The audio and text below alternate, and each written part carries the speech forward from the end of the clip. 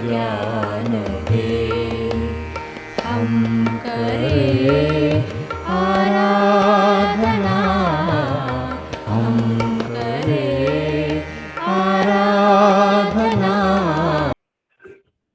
प्रथम अध्याय के विवेचन की आदरणीय स्वामी जी के आशीर्वाद से शुरुआत करते हैं।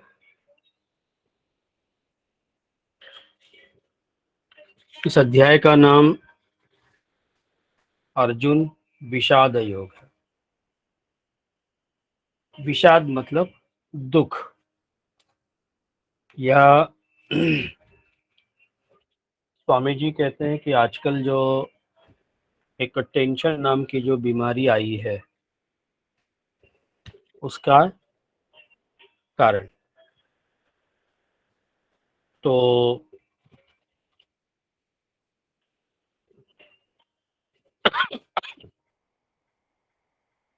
इसी के बारे में हम लोग आदरणीय स्वामी जी की कृपा से जानने की कोशिश करेंगे कि अर्जुन ने भगवान के सामने क्या क्या बातें रखी। गुरुः ब्रह्मा गुरुः विष्णु गुरुः देवो महेश्वरः, गुरुः साक्षात् परब्रह्म तस्मै श्री गुरवे नमः। वसुदेवसुतं देवं कंसचाणूरमर्दनं, देवकी परमानन्दं कृष्णं वन्दे जगद्गुरुम्।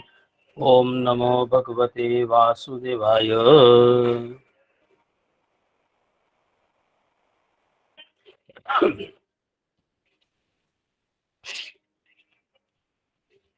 ओम श्री परमात्मने नमः। श्रीमद्भगवद्गीता अथ प्रथमोऽध्यायः। धृतराष्ट्र उवाच धर्मक्षेत्रे कुरुक्षेत्रे समवेतायुयुत्सवः, मामकाः पाण्डवाश्चैव किमकुर्वत संजयः। हम सभी को यह ज्ञात है कि भगवत गीता की पूर्व पीठिका क्या है, मतलब पार्श्वभूमि क्या है।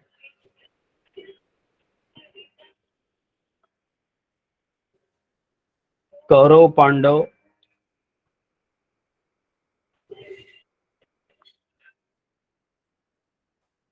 धृतराष्ट्र और पांडु महाराज के दो सगे भाई, उनके पुत्र आपस में अपने अधिकार के लिए लड़ रहे थे। साक्षात स्वयं श्री कृष्ण ने बहुत कोशिश की कि युद्ध ना हो, लेकिन वह भी टाल नहीं सके। और जब युद्ध की तिथि आई तो उस समय वेदव्यास जी, जो धृतराष्ट्र के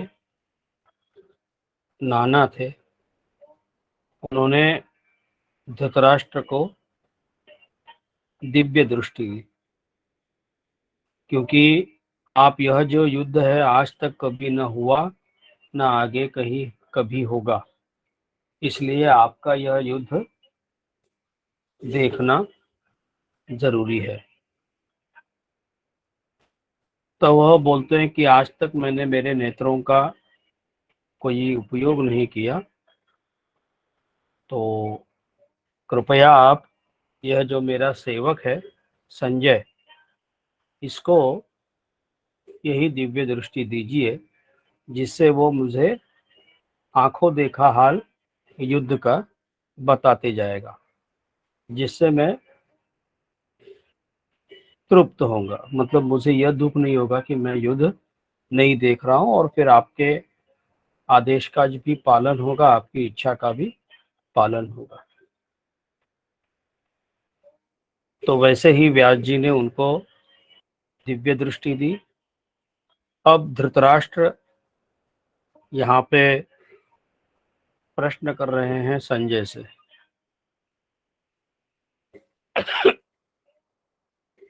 वैसे भी यह एक संजोगी है कि भगवत गीता का पहला शब्द धर्म से हुआ है, क्योंकि वह परमात्मा का वचन भी है कि धर्म संस्थापनार्थाय संभवामि युगे युगे। धर्म की स्थापना करने के लिए मैं युगों युगों से आता रहा हूं और आते रहूंगा। इसीलिए यहाँ पे यह धर्म क्षेत्र है। फिर दूसरी बात यह है कि व्यवहारिक तौर पे पांडवों पे अन्याय हो रहा था। कृष्ण भगवान ने जब संधि करने के लिए जब वह आए थे, तो उन्होंने पांडवों के तरफ से केवल 5 ग्राम भी मांगे, लेकिन उसके लिए भी उन्होंने कौरवों ने इनकार किया और तब यह युद्ध की थनी। अब यहाँ पे धृतराष्ट्र संजय को पूछ रहे हैं, हे संजय, धर्म भूमि कुरुक्षेत्र में एकत्रित युद्ध की इच्छा वाले मेरे और पांडु के पुत्रों ने क्या किया। इसे हम यह भी कह सकते हैं कि यह पूरा अपना, जिसे कहेंगे, एक रनिंग कमेंट्री। यदि ये संजय और धृतराष्ट्र के बीच ही भगवत गीता है।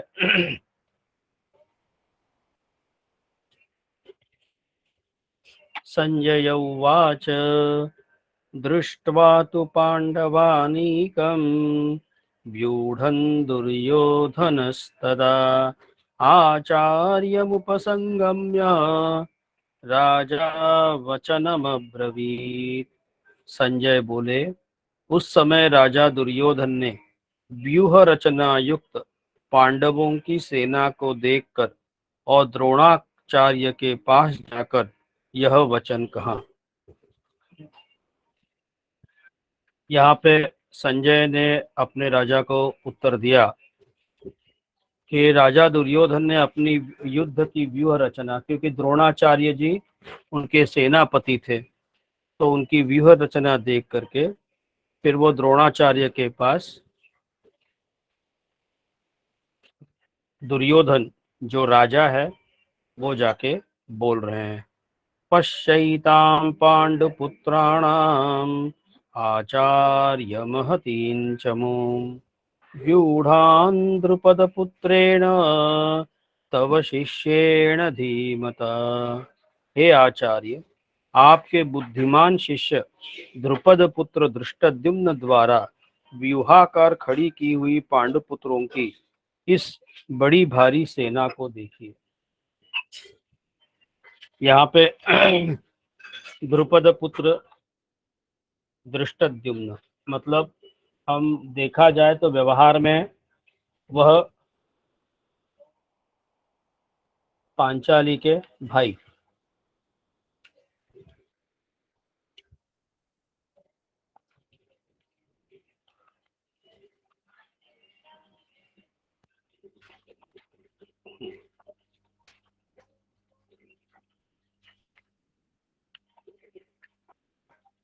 बोले कि उनकी रचना देख करके आप देखिएगा और उनकी पांडवों की बड़ी भारी सेना आप देख लीजिएगा, ताकि फिर उनकी सेना देखने के बाद अपना कोई अगर अपनी व्यूह रचना वगैरह बदलनी हो तो वैसे करें।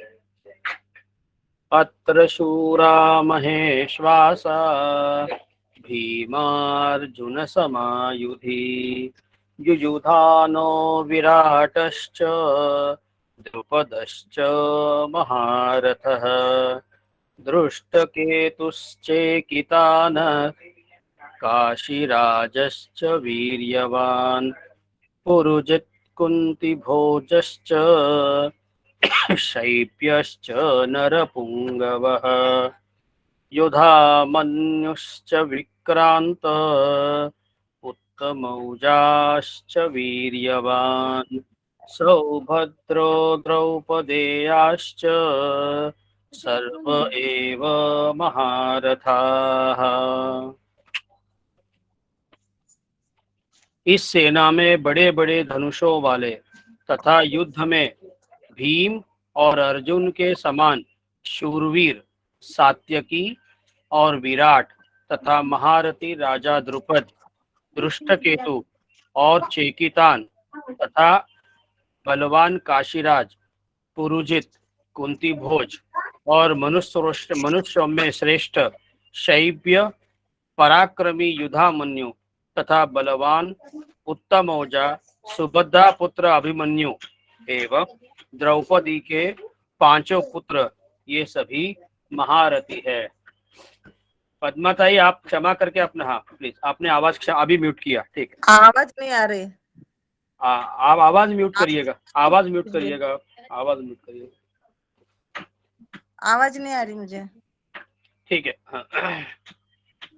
पंकज जी देख लीजिए क्या कर सकते हैं।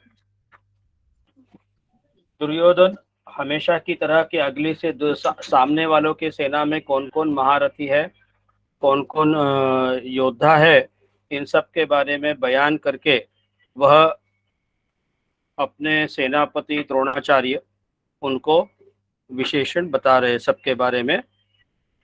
अस्माकं विशिष्टाये तान्निबोध द्विजोत्तम नायका मम सैन्यस्य सज्ञार्थं तान् ब्रवीमि ते। हे ब्राह्मण श्रेष्ठ, अपने पक्ष में भी जो प्रधान हैं उनको आप समझ लीजिए। आपकी जानकारी के लिए मेरी सेना के जो सेनापति है उनको बतलाता हूँ। अब यहाँ पे दुर्योधन अपनी सेना मतलब कौरवों के सेना पे कौन कौन योद्धा है और किनका क्या क्या वर्णन है वो बताएंगे। भवान भीष्मश्च कर्णश्च कृपश्च समितिञ्जयः अश्वत्थामा विकर्णश्च सौमदत्तिस्तथैव च। आप मतलब स्वयं द्रोणाचार्य जी को पूछ रहे हैं। आप द्रोणाचार्य और पितामह भीष्म तथा कर्ण और संग्राम विजयी कृपाचार्य तथा वैसे ही अश्वत्थामा, विकर्ण और सोमदत्त का पुत्र भूरिश्रवा, अन्ये च बहवः शूरा मदर्थे त्यक्त जीविताः नानाशस्त्र प्रहरणास् सर्वे युद्ध विशारदाः। और भी मेरे लिए जीवन की आशा त्याग देने वाले बहुत से शूरवीर अनेक प्रकार के शस्त्रास्त्रों से सुसज्जित और सब के सब युद्ध में चतुर है। यहाँ पे देखिएगा, अपने अपने सेनापति के सेनाओं के अतिरथी महारथी के बारे में वर्णन करके फिर दुर्योधन ने यहाँ पे भी यह बात बता दी कि मेरे लिए जीवन की आशा त्याग देने वाले, मतलब अपने जीवन का वैयक्तिक मृत्यु या जीवन उनके लिए कोई मायने नहीं रखता था। अपने राजा से प्रेम और राजा के लिए कुछ भी करने का मन, ये बहुत बड़ी बात है। अपर्याप्तम तदस्माकं बलम भीष्माभिरक्षितम पर्याप्तम त्विदमेतेषां बलम भीमाभिरक्षितम। भीष्म पितामह द्वारा रक्षित हमारी वह सेना सब प्रकार से अजेय है और भीम द्वारा रक्षित इन लोगों की यह सेना जीतने में सुगम है। अब यहाँ पे भीष्म पितामह और भीम इन दोनों की तुलना की है। हालांकि ये तुलना तो हो नहीं सकती, क्योंकि भीष्म पितामह को इच्छा मृत्यु का वरदान है। मतलब जब तक वह स्वयं यह निर्णय ना करे कि अब मैं जीना नहीं चाहता, अब मैं मेरे शस्त्र नीचे रखता हूं, तब तक उनको परमात्मा स्वयं भी मार नहीं सकते। तो यह मृत्यु का वरदान उनके पास था और इसीलिए यहाँ पे दुर्योधन इतना आश्वस्त है कि अगर हम भीष्म पितामह द्वारा रक्षित हमारी सेना, क्योंकि भीष्म पितामह के पास इच्छा मृत्यु है और युद्ध केवल 18 दिनों का है, तो भीष्म पितामह के और भीम, इनकी तुलना हो नहीं सकती, और भीम द्वारा सेना जो है रक्षित, उसको हम जब चाहिए तब जीत सकते हैं। आयनेषु च सर्वेषु यथा भागमवस्थिताः भीष्ममेवाभिरक्षन्तु भवन्तः सर्व एव हि। इसलिए सब मोर्चों पर अपनी अपनी जगह स्थित रहते हुए आप लोग सभी निस्संदेह भीष्म पितामह की सब ओर से रक्षा करे। अब यहाँ पे दुर्योधन ने बहुत व्यवहार चतुर बात की कि अगर क्योंकि भीष्म पितामह सुरक्षित है तो तब तक कौरव सुरक्षित है, और इसीलिए भीष्म पितामह, क्योंकि वो सेनापति भी थे, तस्य संजनयन् हर्षं कुरु वृद्धः पितामहः सिंहनादं विनद्योच्चैः शंखं दद्मौ प्रतापवान्। कौरवों में वृद्ध बड़े प्रतापी पितामह भीष्म ने उस दुर्योधन के हृदय में हर्ष उत्पन्न करते हुए उच्च स्वर से सिंह की दहाड़ के समान गरज कर शंख बजाया। शंख बजाना कोई भी कार्य की शुरुआती पहल होती है। जैसे गणेश पूजा होती है, वैसे शंख बजाना, और फिर शंख बजा करके हमारे योद्धाओं की हिम्मत बढ़ाना, यह भी उस वक्त का, ये जैसे हर हर महादेव होता है, जय श्री राम, वैसे हिम्मत बढ़ाना। तत शंखाश्च भैर्यश्च प्रणवानकगोमुखाः सहसैवाभ्यहन्यन्त सशब्दस्तु मूलोऽभवत्। इसके पश्चात शंख और नगारे तथा ढोल, मृदंग और नरसिंघे आदि बाजे एक साथ ही बज उठे। उनका वह शब्द बड़ा भयंकर था। फिर सब ओर से जैसे भीष्म पितामह ने शंख बजाया तो सभी ओर से अपने अपना जल्लोष दिखाया गया, युद्ध की तैयारी दिखाई गई। ततः श्वेतैर्हयैर्युक्ते महते स्यन्दने स्थितौ माधवः पाण्डवश्चैव दिव्यौ शंखौ प्रदध्मतुः। उसके अनंतर सफेद घोड़ों से युक्त उत्तम रथ में बैठे हुए श्री कृष्ण महाराज और अर्जुन ने भी अलौकिक शंख बजाए। फिर जैसे कौरवों के यहाँ का शंखनाद हुआ, तो पांडवों की ओर से श्री कृष्ण भगवान और अर्जुन, इन दोनों ने शंख बजाए अलौकिक। पांचजन्यम ऋषिकेशो देवदत्तं धनंजय पौंड्रं दद्मौ महाशंखं भीमकर्मावृकोदरः। श्री कृष्ण महाराज ने पांचजन्य नामक, अर्जुन ने देवदत्त नामक और भयानक कर्म वाले भीमसेन ने पौंड्रु नामक महाशंख बजाया। तो हर पांडवों के सेनानियों ने अपने अपने शंख बजाए, और शंखों के वो नाम है। अनंत विजयम राजा कुंती पुत्रो युधिष्ठिरः नकुल सहदेवश्च सुघोषमणिपुष्पकौ। कुंती पुत्र राजा युधिष्ठिर ने अनंत विजय नामक और नकुल तथा सहदेव ने सुघोष और मणिपुष्प नामक शंख बजाए। वैसे ही युधिष्ठिर और नकुल सहदेव ने अपने अपने शंख बजाए। काश्यश्च परमेश्वास शिखंडी च महारथः धृष्टद्युम्नो विराटश्च सात्यकिश्चापराजितः द्रुपदो द्रौपदेयाश्च सर्वशः पृथ्वीपते सौभद्रश्च महाबाहो शंखान दद्म पृथक पृथक।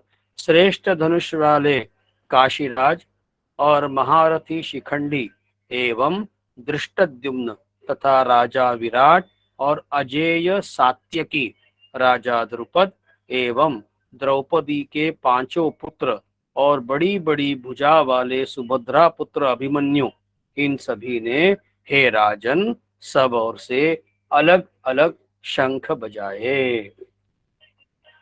सघोषोधार्तराष्ट्राणां हृदयानि व्यधारयत् नभश्च पृथिवीं चैव तुमुलो व्यनुनादयन्। और इस उस भयानक शब्द ने आकाश और पृथ्वी को भी गुंजाते हुए धार्त राष्ट्रों के अर्थात आपके पक्ष वालों के हृदय विदीर्ण कर दिए हैं।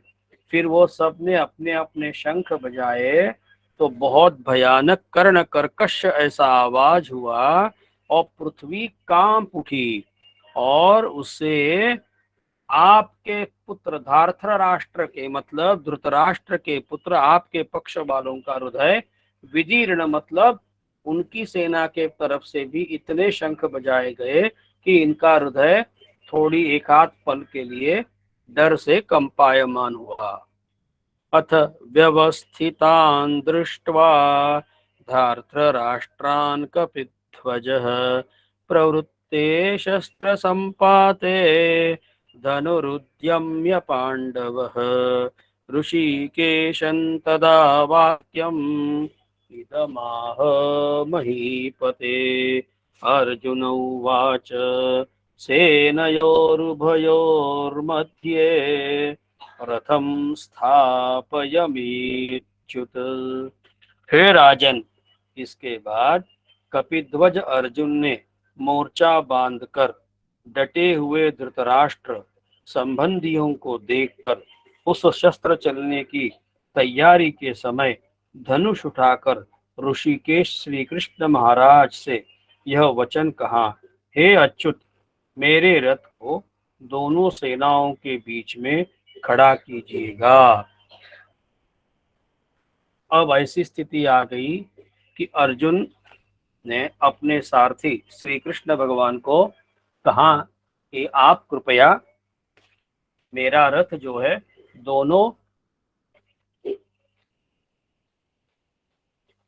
दोनों पक्षों के बराबर बीच में ले जाइएगा।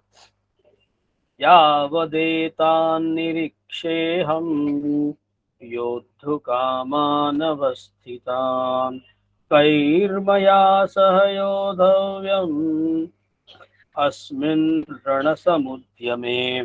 और जब तक कि मैं युद्ध क्षेत्र में डटे हुए युद्ध के अभिलाषी इन विपक्षी योद्धाओं को भली प्रकार देख लूं कि इस युद्ध रूप व्यापार से मुझे किन किन के साथ युद्ध करना योग्य है, तब तक उसे खड़ा रखिएगा। और फिर उन्होंने अपने सारथी श्री कृष्ण परमात्मा को कहा कि जब तक मैं दोनों ओर से जो देख लूं कि कौन कौन योद्धा है और विशेष करके कौरवों के तरफ से कि जिनसे मुझे युद्ध करना है, जब तक मैं सबको एक एक को ना देख लूं तब तक आप वहीं पे खड़ा रखेंगे। योत्समानान् वीक्षेऽहं य एते समागताः धार्तराष्ट्रस्य दुर्बुद्धेर्युद्धे प्रियचिकीर्षवः। दुर्बुद्धि दुर्योधन का युद्ध में हित चाहने वाले जो ये राजा लोग इस सेना में आए हैं, इन युद्ध करने वालों को मैं देखूंगा। दुर्बुद्धि दुर्योधन, क्योंकि यह दुर्योधन की ही जिद थी, उसी की गलत बुद्धि थी, स्वार्थ था कि उसके कारण यह युद्ध थोपा गया था। तो इसलिए यहाँ पे अर्जुन यह कह रहे हैं कि दुर्योधन के तरफ से ये जो योद्धा आए हैं उन सबको मैं देखना चाहता हूँ। संजय उवाच एवमुक्तो ऋषिकेशो गुडाकेशेन भारत सेनयोरुभयोर्मध्ये स्थापयित्वा रथोत्तमम् भीष्मद्रोणप्रमुखतः सर्वेषां च महीक्षिताम् उवाच पार्थ पश्यैतान् समवेतान् कुरूनिति। संजय बोले, हे धृतराष्ट्र, अर्जुन द्वारा इस प्रकार कहे हुए महाराज श्री कृष्णचंद्र ने दोनों सेनाओं के बीच में भीष्म और द्रोणाचार्य के सामने तथा संपूर्ण राजाओं के सामने उत्तम रथ को खड़ा करके इस प्रकार कहा कि हे पार्थ, युद्ध के लिए जुटे हुए इन कौरवों को देखो। वैसे यह भगवत गीता गुरु शिष्य संवाद है और गुरु साक्षात परमात्मा श्री कृष्ण भगवान है और अर्जुन उनके शिष्य है। वैसे वो रिश्तेदार भी है, लेकिन वैसा देखा जाए तो नरनारायण अवतार भी है। लेकिन क्योंकि श्री कृष्ण भगवान वहां पे सारथ्य कर रहे हैं अर्जुन का, तो आज की भाषा में ड्राइवरी कर रहे हैं। तो सारथ्य का, सारथी का यह प्रथम कर्तव्य होता है, जो जिनका सारथ्य कर रहे हैं उनकी हर बात वह शब्द शब्द मान ले। यह हम सब लोग ध्यान रखें कि व्यवहार में भी कई बार हमारे ऊपर ऐसी स्थिति आती है जो कोई कार्य हमें पसंद नहीं होता, तो श्री कृष्ण परमात्मा ने कहा कि कोई कार्य, उनके अपने आचरण से उन्होंने दिखाया कि कोई कार्य छोटा या बड़ा नहीं होता। इंसान जो करता है, जिसके ऊपर बीतती है, वह उसको छोटा या बड़ा करता है। तो जिस जिस सेवा का जो नियम है, वह नियम उन्होंने एकदम जैसे पालना चाहिए वैसे पाला। और सारथी का एक और कर्तव्य होता है, केवल इन्हीं का मतलब जो सारथ्य जिनका कर रहे हैं उनकी रक्षा भी करनी होती है। कहीं अगर धोखा दिखे जीव का तो तुरंत उनको चेतना दे दे, अरे बाबा संभालिए, आप देखिएगा सामने क्या हो रहा है, आगाह करे।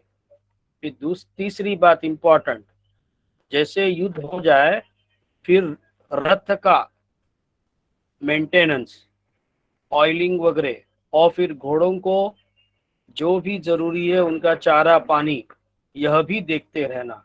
यह सब सारथी का कर्तव्य श्री कृष्ण परमात्मा बराबर जैसे निभाना चाहिए, न्यायोचित ढंग से, व्यवहारिक ढंग से, वैसे निभा रहे थे।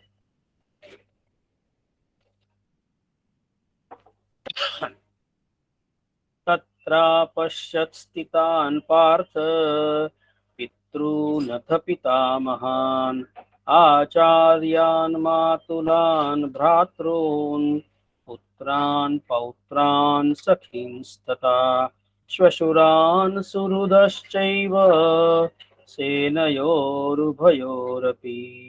इसके बाद प्रथापुत्र अर्जुन ने उन दोनों ही सेनाओं के स्थित ताऊ चाचा को, दादा परदादाओं को, गुरुओं को, मामाओं को, भाइयों को, पुत्रों को, पौत्रों को तथा मित्रों को, ससुरों को और सुहृदों को भी देखा।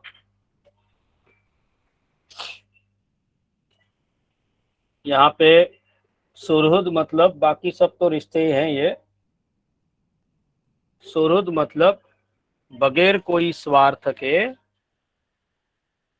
या भविष्य में मेरे को इनसे कुछ काम पड़ सकता है कि आज करके कल पड़ सकता है करके आज उनको किसी को मदद करना, ताकि आगे के लिए हम मौसम बना के रखे, माहौल बना के रखे कि अपने भी मदद ले सके।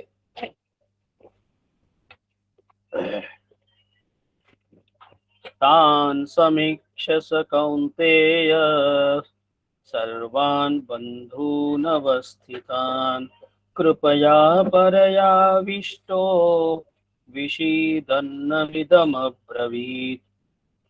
उन उपस्थित संपूर्ण बंधुओं को देखकर वे कुंती पुत्र अर्जुन अत्यंत करुणा से युक्त होकर शोक करते हुए यह वचन बोले। अपने सब बंधु बांधवों को देखकर कुंती पुत्र अर्जुन ने करुणा से मतलब बहुत दुखी होकर के कृष्ण भगवान को उन्होंने अपना मन का बात पूछा, बोला। अब ये ऐसे दोनों तरफ से हालांकि शत्रु भाव है, लेकिन क्योंकि दोनों सगे भाइयों का मतलब भाइयों के लड़कों का आपस में युद्ध हो रहा है, तो सभी ओर से रिश्तेदारी है, कोई और हो ही नहीं सकता।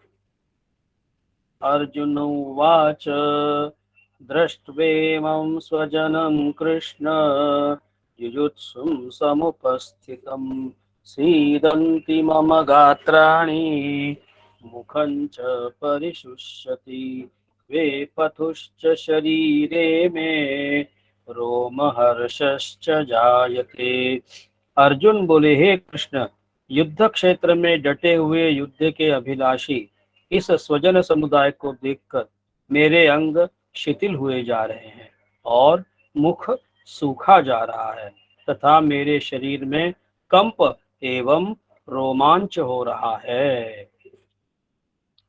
यहाँ पे अर्जुन सबको युद्ध के एकदम तैयारी में देख करके कृष्ण भगवान, देखिए केवल कृष्ण भगवान उनके गुरु नहीं है, वो उनके बहुत दिल के करीब थे, वो उनके सखा थे, बचपन से वो इकट्ठा बड़े हुए थे क्योंकि बुआ के संतान थे, तो वो नजदीकीपन भी था। और यह ऐसे प्रश्न यह जताते हैं कि हमें भी हमारे गुरु से शरीर से सानिध्य ज्यादा मिले ना मिले, लेकिन मन से सानिध्य हम सदैव इतना समर्पण रखें कि हम गुरु को, जैसे बच्चा अपने माता पिता को कोई भी सवाल पूछ सकता है, वैसे ही हम हमारे गुरु महाराज को पूछ सके। यह हमको हमारे मन में इतना अच्छा रिश्ता रखना पड़ेगा गुरु से। गांडीवं स्त्रंसते हस्तात् त्यक्चैव परिदह्यते न च शक्नोम्यवस्थातुं भ्रमतीव च मे मनः। हाथ से गांडीव धनुष गिर रहा है और त्वचा भी बहुत जल रही है तथा मेरा मन भ्रमित सा हो रहा है, इसलिए मैं खड़ा रहने में भी समर्थ नहीं हूँ। अब अर्जुन अपने मन की स्थिति बता रहे हैं। जैसे कभी भी हम जब बहुत दुखी होते हैं, टेंशन में होते हैं, स्ट्रेस में होते हैं, तब कैसे हमारी स्थिति होती है मन की, और उस मन की स्थिति के कारण हमारा तन भी वैसे ही रिएक्ट करते जाता है। तो वही रिएक्शन अर्जुन अपने बता रहे हैं कि मेरा मुंह सूखा जा रहा है, मेरा गांडीव मेरे कंधे से निकल रहा है, मेरा मन भ्रमित हो रहा है और मैं खड़ा रहने में भी अपने आप को ताकत महसूस नहीं कर पा रहा हूँ। निमित्तानि च पश्यामि विपरीतानि केशव न च श्रेयो न पश्यामि हत्वा स्वजनमाहवे। हे केशव, मैं लक्षणों को भी विपरीत ही देख रहा हूँ तथा युद्ध में स्वजन समुदाय को मारकर कल्याण भी नहीं देखता।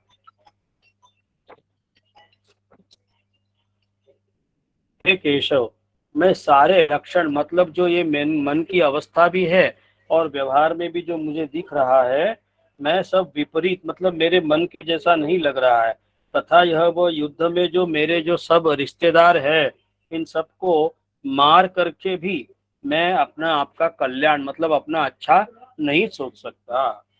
न कांक्षे विजयं कृष्ण न च राज्यं सुखानि च किन्नो राज्येन गोविंद किं भोगैर्जीवितेन वा। हे कृष्ण, मैं न तो विजय चाहता हूँ न राज्य तथा सुखों को ही।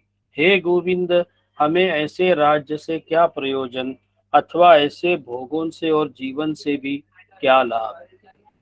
अब यहाँ पे कृष्ण परमात्मा यह बोल रहे हैं कि ना मैं विजय चाहता हूँ, ना राज्य, न सुख। हे गोविंद, हम ऐसे राज्य से क्या प्रयोजन है, ऐसे भोगों से क्या प्रयोजन, या ऐसे जीवन से जो अपने रिश्तेदारों को मार के मिले। ये शामर्थे कांक्षितन्नो राज्यम भोगा सुखानि च त इमेव स्थिता युद्धे प्राणान् त्यक्त्वा धनानि च। हमें जिनके लिए राज्य, भोग और सुखादि अभिष्ट है, वे ही सब धन और जीवन की आशा को त्याग कर युद्ध में खड़े हैं।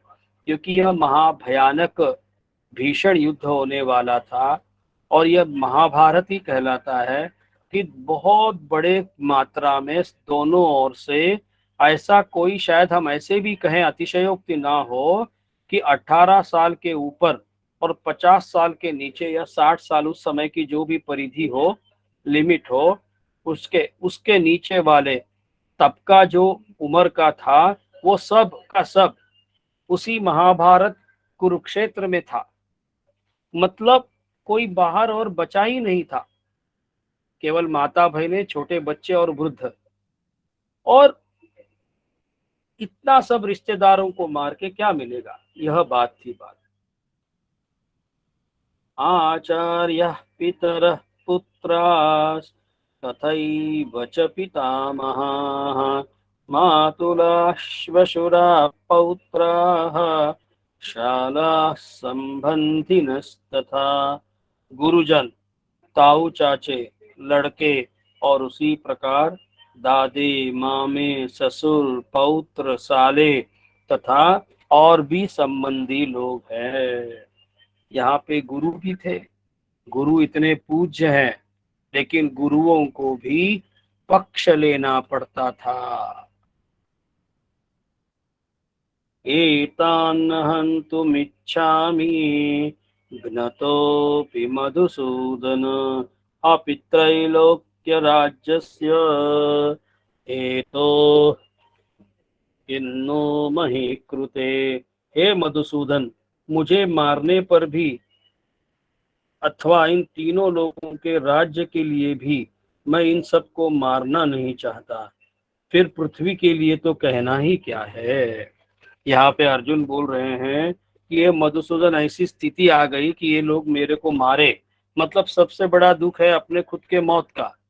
अगर मुझे कोई मारे, या फिर तीनों लोगों का राज्य भी मिले, मुझे मिलेगा अक्षुण्ण, तो भी मैं ये सारी पृथ्वी, मतलब ये भूमि के लिए, ये राज्य के लिए मैं ये युद्ध नहीं करना चाहता, मैं किसी को मारना नहीं चाहता। निहत्य धात्र राष्ट्रान्न का प्रीति स्यात् जनार्दन पापमेवाश्रयेदस्मान् हत्वैतानाततायिनः। हे जनार्दन, धृतराष्ट्र के पुत्रों को मारकर हमें क्या प्रसन्नता होगी? इन आतताइयों को मारकर तो हमें पाप ही लगेगा। क्योंकि धृतराष्ट्र के पुत्र मतलब दुर्योधन आदि, इन्होंने इतना अधर्म किया हुआ है कि उनको मारेंगे तो हमारे हाथ ही मैले हो जाएंगे। तो इसलिए क्या उनको मार कर क्या मुझे प्रसन्नता होगी? मतलब क्या है कि मेरे बड़े पिताजी हैं, उनके लड़के हैं वह, तो मैं कैसे उनको मारूं? तस्मान्हार्हा वयं हन्तुं धार्तराष्ट्रान् स्वबान्धवान् स्वजनं हि कथं हत्वा सुखिनः स्याम माधव। अतएव हे माधव, अपने ही बांधव धृतराष्ट्र के पुत्रों को मारने के लिए हम योग्य नहीं हैं, क्योंकि अपने ही कुटुंब को मारकर हम कैसे सुखी होंगे। यहाँ पे फिर अर्जुन ने एकदम स्पष्ट बोल दिया कि अपने ही कुटुंब वालों को, चाचा ताऊओं के घर के बच्चों को मार करके क्या हम सुखी हो सकते हैं? यद्यप्येते न पश्यन्ति लोभोपहत चेतसः कुलक्षय कृतं दोषं मित्रद्रोहे च पातकं कथं न ज्ञेयमस्माभिः पापादस्मान् निवर्तितुम् कुलक्षय कृतं दोषं प्रपश्यद्भिर्जनार्दन। यद्यपि लोभ से भ्रष्ट चित्त हुए ये लोग कुल के नाश से उत्पन्न दोष को और मित्रों से विरोध करने में पाप को नहीं देखते, तो भी हे जनार्दन, कुल के नाश से उत्पन्न दोष को जानने वाले हम लोगों को इस पाप से हटने के लिए क्यों नहीं विचार करना चाहिए। यहाँ पे अर्जुन कृष्ण भगवान को यह बोल रहे हैं कि यह लोग लोभ से भ्रष्ट हो गए हैं। दुर्योधन आदि, इनको इतना लोभ हो गया है कि जैसे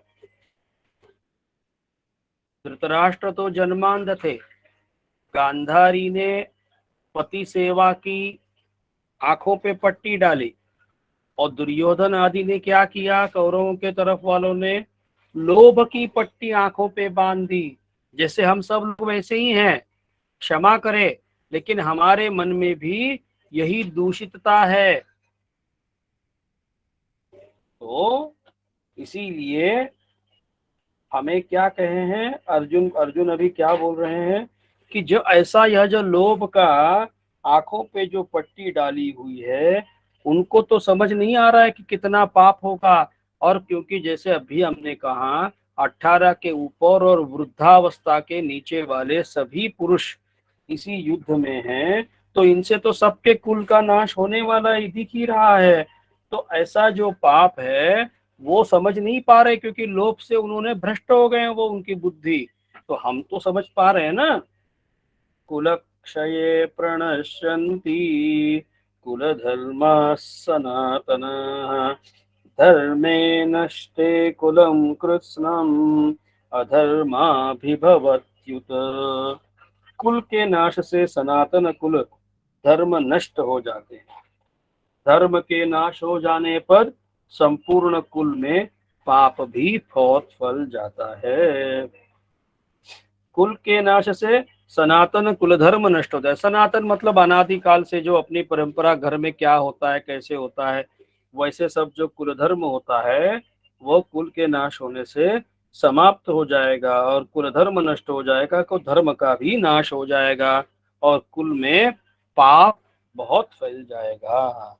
अधर्माभिभवात् कृष्ण प्रदुष्यन्ति कुल स्त्रियः स्त्रीषु दुष्टासु वार्ष्णेय जायते वर्ण संकरः। हे कृष्ण, पाप के अधिक बढ़ जाने से कुल की स्त्रियां अत्यंत दूषित हो जाती है, और हे वार्ष्णेय, स्त्रियों के दूषित हो जाने पर वर्ण संकर उत्पन्न होता है। हे कृष्ण, पाप कोई भी कुल में जब अधिक बढ़ जाता है तो कुल की स्त्रियां दूषित हो सकती है। हे वार्ष्णेय मतलब वृष्णि वंश, स्त्रियों के दूषित हो जाने पे वर्ण संकर होता है, मतलब दूसरी जाति वगैरह के ऐसे उत्पन्न हो सकते हैं। संकरो नरकायैव कुलघ्नानां कुलस्य च पतन्ति पितरो येषां लुप्तपिण्डोदक क्रियाः। वर्ण संकर कुलघातियों को और कुल को नरक में ले जाने के लिए ही होता है। लुप्त हुई पिंड और जल की क्रिया वाले अर्थात श्राद्ध और तर्पण से वंचित इनके पितर लोग भी अधोगति को प्राप्त होते हैं। एक बार वर्ण संकर हो जाए तो फिर वह कुलघाती होते, क्योंकि फिर उनका क्योंकि संस्कार वैसे मिल नहीं पाते, और फिर कुल को नरक में जाने के लिए वह काफी है, पर्याप्त है। फिर ऐसी लुप्त हुई पिंड और जल की क्रिया, पिंड मतलब श्राद्ध, हम कि कोई गुजर जाते हैं तो उनके पितरों के पिंड वगैरह करते हैं, फिर तिल तर्पण करते हैं, जल देते हैं ना, तो वह जो श्राद्ध और तर्पण से पितर लोग वंचित हो जाएंगे, और वह वंचित होंगे तो पितर लोगों की भी अधोगति होगी ही। लेकिन जो नहीं कर रहा है वर्ण संकरता के कारण उनकी भी अधोगति होगी। दोषैरेतैः कुलघ्नानां वर्ण संकर कारकैः उत्साद्यन्ते जाति धर्माः कुलधर्माश्च शाश्वताः। इन वर्ण संकर कारक दोषों से कुलघातियों के सनातन कुल धर्म और जाति धर्म नष्ट हो जाते हैं।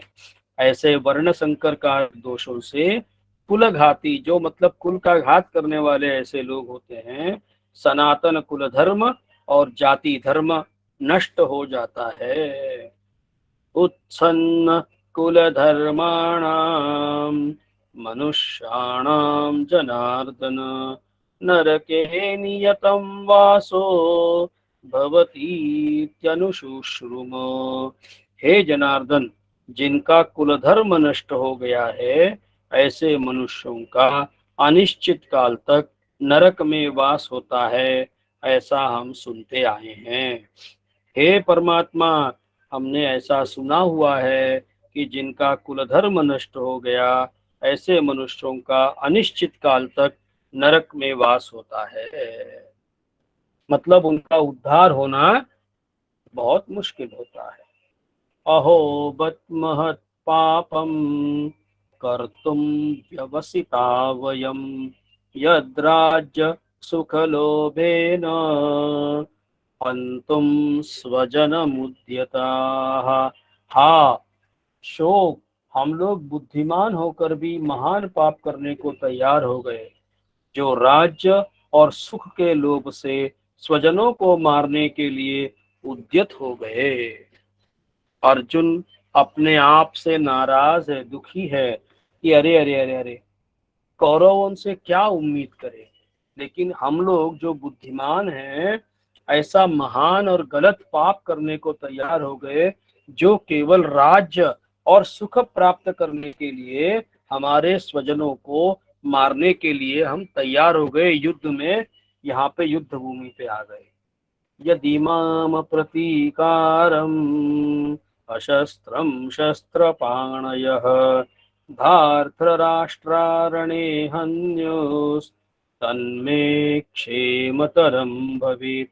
यदि मुझ शास्त्र रहित एवं सामना न करने वाले को शस्त्र हाथ में लिए हुए धृतराष्ट्र के पुत्र रण में मार डाले तो वह मारना भी मेरे लिए अधिक कल्याणकारक होगा। यहाँ पे अर्जुन यहाँ बोल रहा है कि मेरे निहत्थे को देख करके, क्योंकि अभी मेरे को युद्ध करने का मैंने विचार छोड़ दिया है, क्योंकि इतने दिन मैंने ऐसा सोचा नहीं था कि इतना बड़ा घोर गलत है कि अगर मैं मेरे हाथ में शस्त्र रहित हूं मैं, तो धृतराष्ट्र के पुत्र अगर मुझे शस्त्र रहित रहने के बावजूद भी आके मार दे तो भी मेरे लिए अधिक कल्याणकारक होगा, क्योंकि मैं तो पाप में भागीदार नहीं हुआ। संजय उवाच एवमुक्त्वा संख्ये रतोपस्थ उपाविशत् विसृज्य सशरं चापम शोक संविघ्न मानसः। संजय बोले, रणभूमि में शोक से उद्विग्न मन वाले अर्जुन इस प्रकार कहकर बाण सहित धनुष को त्याग कर रथ के पिछले भाग में बैठ गए। संजय बोले, एकदम रणभूमि में शोक से उद्विग्न मतलब इतना दुखी हो गए अर्जुन कि भाई अब मुझको यह युद्ध नहीं करना है। बाण सहित धनुष को त्याग कर रथ के पिछले भाग में बैठ गए। यहाँ पे वैसे अध्याय की समाप्ति होती है। अब यहाँ पे अपने को कुछ बातें सोचनी पड़ेगी कि अर्जुन ने जो सोचा क्या वो गलत था? व्यवहारिक तौर पे नहीं गलत था। क्या अर्जुन मूर्ख था? नहीं। तो फिर क्या अर्जुन सही था?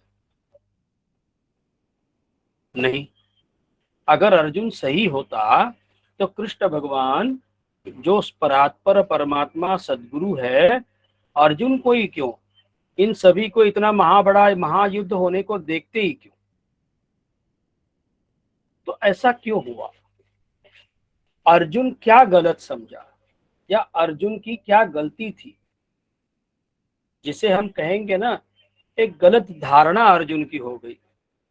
और अर्जुन की गलत धारणा क्या हो गई कि मैं मतलब मेरा शरीर, मैं मतलब मेरे यह जो रूप नाक नक्शे वाला जो मेरा शरीर है यही मैं हूं।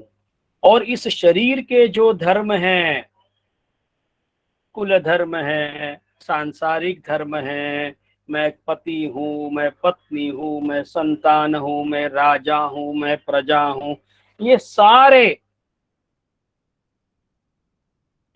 वही अपने आप को समझ बैठा जिससे हम सब लोग वैसे ही हैं। मैं मतलब मैं हमारे इस शरीर को ही मैं समझते हैं। बाकी जब तक गुरु महाराज की परमात्मा की कृपा ना हो और गुरु महाराज के आशीर्वाद से यह समझ में नहीं आता है कि मैं मतलब कौन, क्योंकि सारा शास्त्र सारा वेदांत इसी बात पे निर्भर है, को हम, मैं कौन। और यह बात योग वशिष्ठ में गुरु महाराज ने एकदम अच्छी तरह से समझाई है। क्योंकि राम जी ने भी यह प्रश्न पूछा कि को हम, फिर कैसे वशिष्ठ जी ने उनके जो गुरु है उन्होंने कैसे बताया कि सो हम, वही तुम हो, तुम और कोई नहीं हो। तो वही तुम हो, तो यह बताने के लिए ही यह पार्श्वभूमि है। यह अर्जुन व्यवहारिक तौर पे कुछ गलत नहीं था, लेकिन ये सारे व्यवहारिक धर्म है, ध्यान रखिएगा। श्राद्ध है, पिंड है, तिल तर्पण है, ये सारे कब है? जब तक यह देह भाव है। मैं मतलब यह शरीर और कुछ नहीं। जब तक यह धारणा है तब तक ये सारे धर्म हैं। पाप है, पुण्य है, हर चीज है। जितने अर्जुन ने प्रथम अध्याय में दुख के कारण बताए, शोक के कारण बताए, टेंशन के कारण बताए, ये सारे अपने अपनी जगह पे सही है। लेकिन कब तक? जब तक मैं मतलब यह देह हूं। अब फिर यहाँ पे परमात्मा यह कहता है कि एक और भागवत श्रीमद् महाभारत की ही एक बात बताते हैं कि कैसे हम लोग अक्सर गलतियां करते हैं हमारी सोच में कि युद्ध की ठन गई। हम सब लोग इतना तो कथा जानते हैं महाभारत की, और B.R. चोपड़ा जी ने हम पर सब पे उपकार किया कि महाभारत टीवी में दिया। तो उन्होंने एक बात रखी उसके अंदर कि जब युद्ध की ठन गई, वहां पे शकुनी महाराज दुर्योधन को भेज देते हैं कि भाई ये सब तो ठीक है, उनके रिश्तेदार उनके तरफ से जाएंगे, अपने रिश्तेदार अपने तरफ से आएंगे, क्योंकि यादव वंशी जो है उनका समर्थन अपने को जरूरी है, क्योंकि यादवों में बलराम भी है और श्री कृष्ण भी है, और ये दोनों बड़े राजा हैं और उनकी कदर बहुत है। और श्री कृष्ण तो मायावी, क्योंकि शकुनी उनको मायावी ही कहते थे, क्योंकि जिसकी जितनी बुद्धि उसकी उतनी समझ, किसी की गलती नहीं है उसमें। तो दुर्योधन आए, वहां पे अर्जुन भी आए कृष्ण परमात्मा से मदद मांगने। फिर उसमें थोड़ा सा व्यवहार में कुछ दिखाया है कि चरणों के पास कौन बैठे। फिर वो अर्जुन चरणों के पास बैठ गए, क्योंकि वो अपने आप को सेवक ही समझ रहे थे। कभी भी अर्जुन ने अपने सखा होने के बावजूद, मतलब सखा मतलब बचपन से उनके साथ खेलने के बावजूद भी उनको यह पता था कि अगर कोई हमें रास्ता दिखा सकते हैं तो वो परमात्मा है, यह मेरे गुरु महाराज है। और समर्पण था। ध्यान रखिए, पांडवों में सबसे बड़े भाई का नाम युधिष्ठिर, जिनको धर्मराज कहते हैं, वो धर्मराज को भी भगवत गीता नहीं बताई गई, ना भीष्म पितामह को, न द्रोणाचार्य को, ना कृपाचार्य को। उधर इतने इतने अच्छे अच्छे लोग थे, सब ज्ञानी विद्वान, लेकिन किसी को नहीं बताई। तो इसका सार क्या है, इंपॉर्टेंट बात। तो एक और बात थोड़ा सा विषयांतर करता हूं कि इतने बड़े अरबों लोग वहां पे थे, अक्षौणी मतलब अरबों, तो अरबों लोग वहां पे थे, तो केवल समझी गीता अर्जुन को ही। वैसे ही गुरु महाराज का भी जो समर्पित शिष्य है, उसी को गुरु महाराज की बात उनकी कृपा से समझ में आती है। तो समर्पण सबसे महत्वपूर्ण है, बाकी व्यवहार तो चलेगा ही, सब चलता ही है। फिर वहां पे कृष्ण भगवान, आंख नींद खुली, उन्होंने अर्जुन को देखा तो बोले अर्जुन कब आए?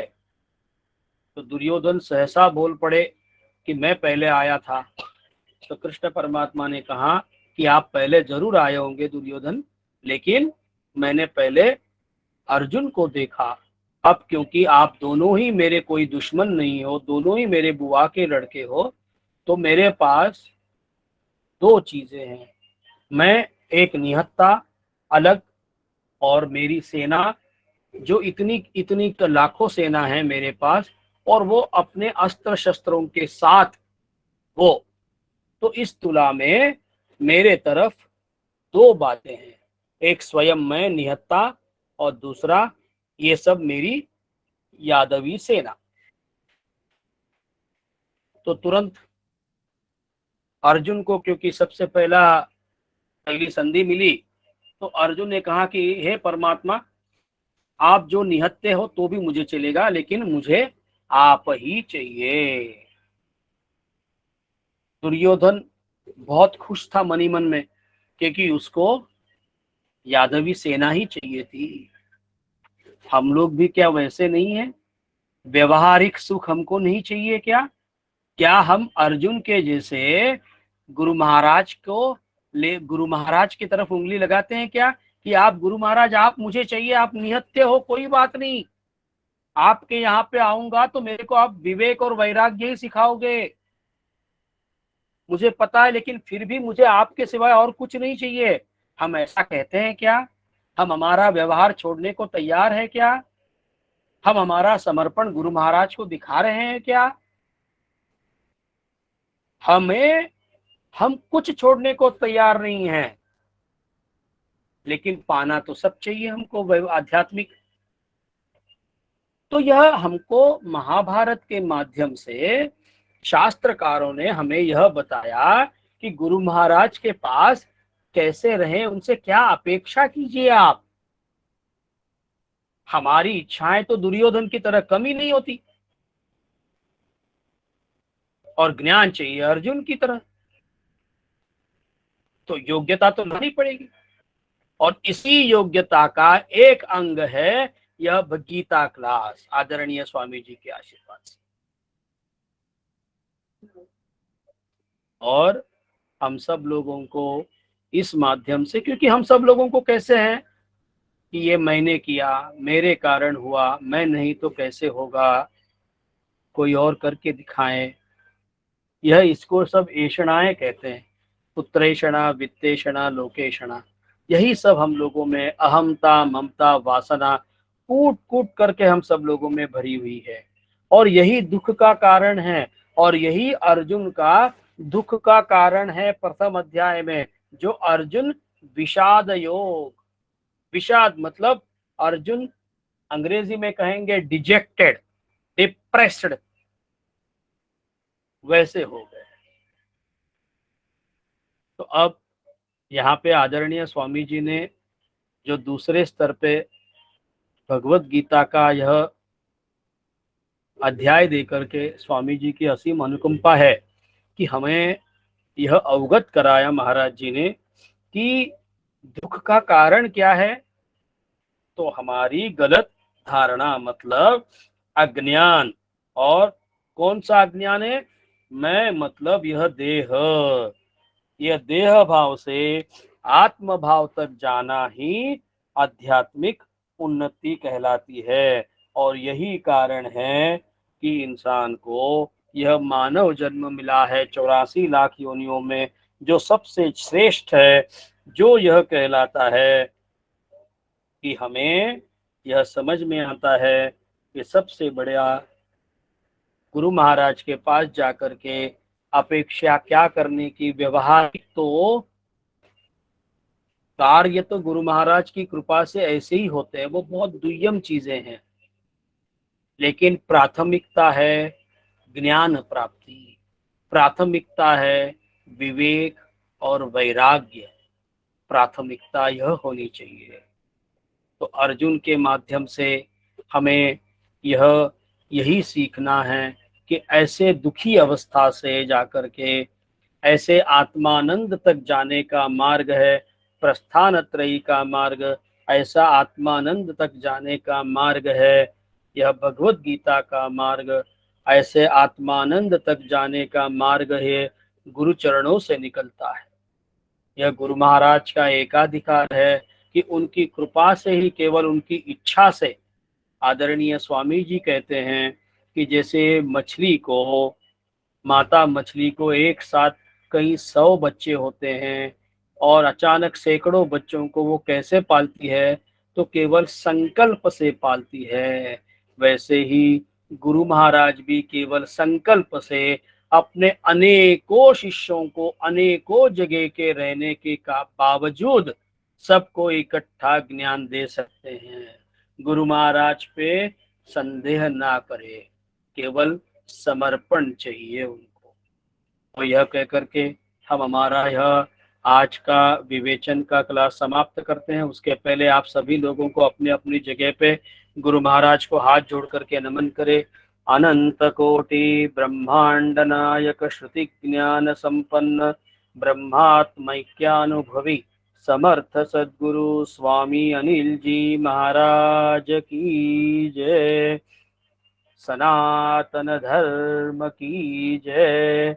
गौ माता की जय। नमस्कार।